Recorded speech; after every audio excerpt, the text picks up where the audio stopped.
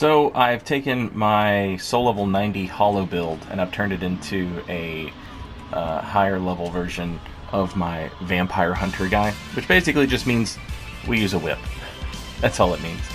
Now since hollow infusing scales with bleed, this should work out okay, but we'll see how it goes. So we've got the Karthus curved sword in the offhand, and we've got the notched whip in the main hand. Both are hollow infused. This is a luck build. What are they fighting? It's an overleveled phantom named Mage. So I feel confident that it might be a mage. Looks like we already have another invader out here. Alright, so what we're going to do is we're going to buff up. We want to try and proc some bleed, right? Obviously. Now we're going to use the whip to try and force rolls.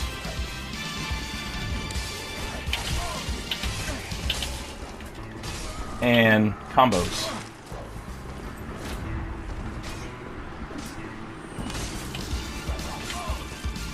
The whip also has that excellent range.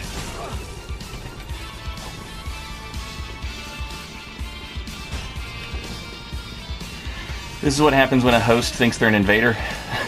They're gonna go for straight turn and burns.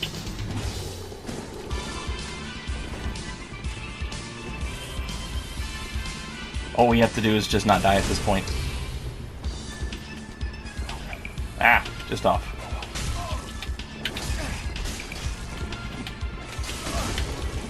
Just hit once and roll out. Oh, the bleed.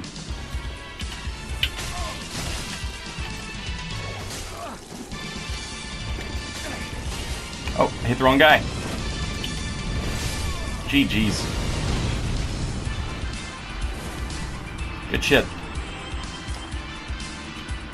So, we've doubled up on the bleed on the build, and yeah, pays off. Pays off for sure. See, if we take a look right here, alright, this is what I've chosen to do. Right, so the notched whip already has bleed built into it, and you can Karthus Rouge it, and we've got it hollow infused, right?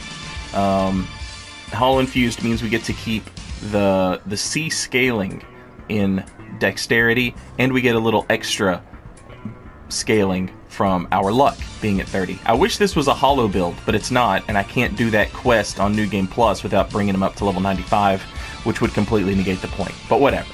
So we've got the double bleed weapons here. We've got the hollow notched whip, and we've paired it up with the Karthus curved sword, which also comes with bleed equipped. It already has bleed on it, and you can hollow rouge it. Karthus rouge it, and then you've got even more bleed piling on. And again, luck weapons. This is why, you know, that's why this was. I've said this a million times. This is why this was meta. Is because it keeps its C scaling index. And now all of a sudden it gets a little extra damage from luck, and it can bleed you faster. It just works out great. So what we're doing is we're using the whip to either keep people away from us, or if they try and roll in, we get, a curved sword. You don't roll into a curved sword, but, I'm trying to limit my opponent's options here. Now, when it comes to multiple opponents, obviously we're going to have to try and maybe rely more on the curved sword. But I've also got a hollow straight sword, which we can use as well, and we can, maybe hit multiple people, get them off of us and stuff. You lose out on the pokes. Obviously, I'm a huge fan of the pokes, and with the Karthus being in the left hand, we lose out on the cool combos with the R2 and the weapon arts and all that stuff. But, in a situation where we don't need the whip, or the whip hinders us, we can just ditch it easy. But the build has a nice synergy in that way, in that it can build up that bleed, which is nice.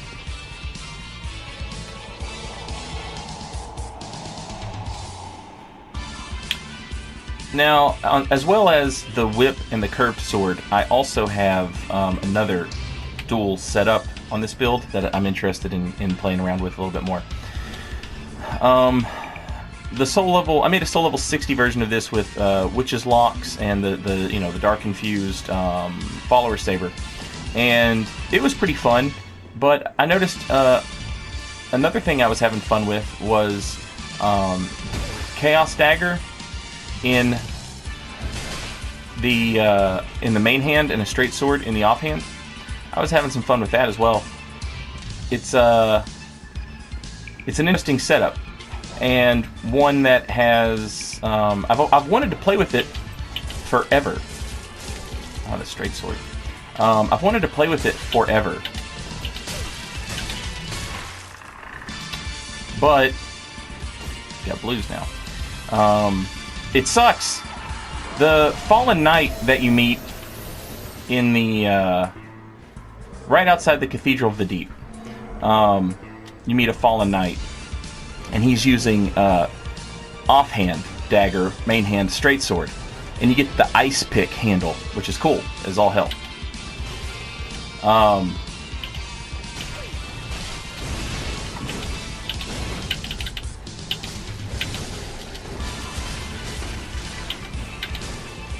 Whew. But unfortunately, you only get L2 attacks, which are trash. Not a fan.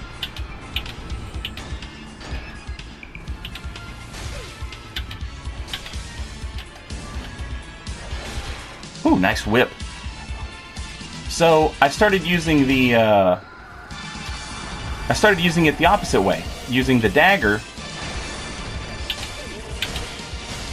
Look at that. GG's. And now it probably wouldn't be very useful in multiple people situations, but it definitely appears to have some use in single 1v1s. So this person's using the Hollow Slayer. Looks like they're by themselves, so this might be fun. Now, in theory, what would happen here is if we make some trades, I should be free to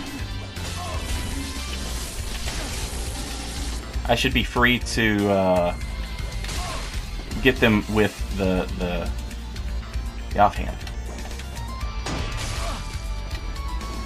Why would you throw away your hyper armor like that, sir? Don't understand.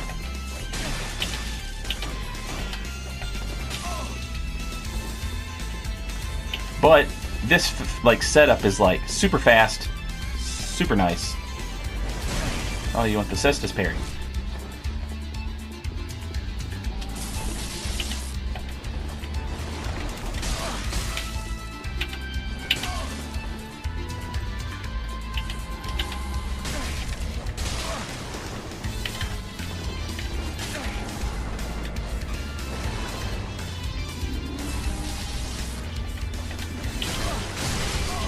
Alright, I'll back off a little bit. He's level 90, so I don't feel too bad about, you know, like, he should be okay. Oh, there you go.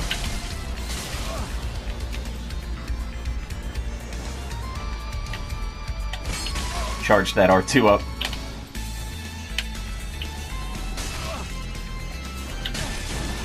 Oh, now I'm getting hit.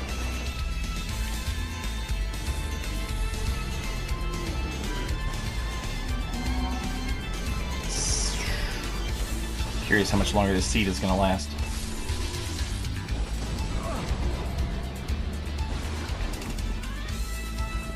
See, oh, nice facing, my man.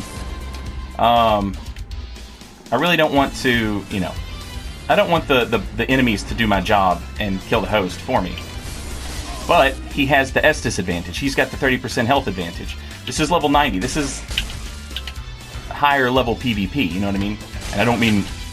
That was a good parry. I shouldn't have swung. I knew the moment I swung that was a mistake. Well played. I don't know what the hell that was, though. Alright, so you cannot parry the whip.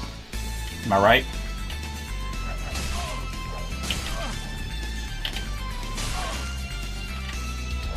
Can't parry it. Oh, nice backstab. I didn't interrupt it fast enough.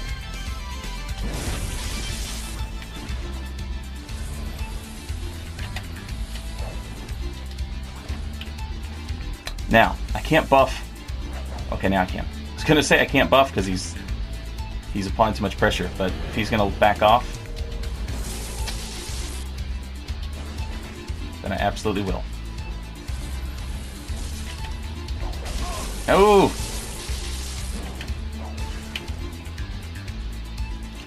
Just to be safe. God damn. The roll catches.